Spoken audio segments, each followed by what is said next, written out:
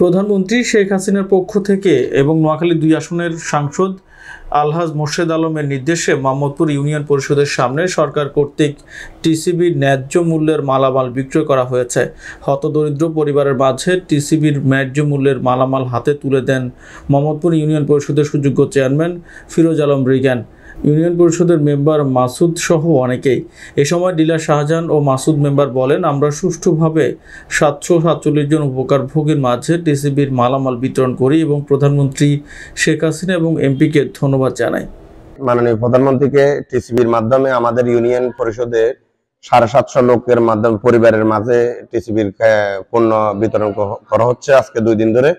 আমাদের ইউনিয়ন পরিষদের চেয়ারম্যান সাহেবকে ধন্যবাদ জানাচ্ছি যে উনি আবার নতুন করে আমাদের কিছু কার্ড সংশোধন করেছে। এটার পাশাপাশি এটার সাথে এবং যারা ডিলার শাহজাহান ভাই সহ সবাইকে ধন্যবাদ জানাচ্ছি যে অত্যন্ত সুশৃঙ্খল ভাবে ওনারা এই টিসিবির পণ্যগুলো বিতরণ করতেছে। এখানে কোনো রকম কোনো অনিয়ম অবহেলা কোনো কিছু হচ্ছে না।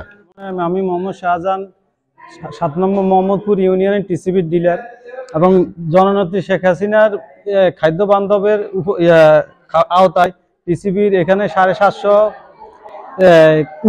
উপকারভোগী কার্ড দাঁড়িয়ে আছে।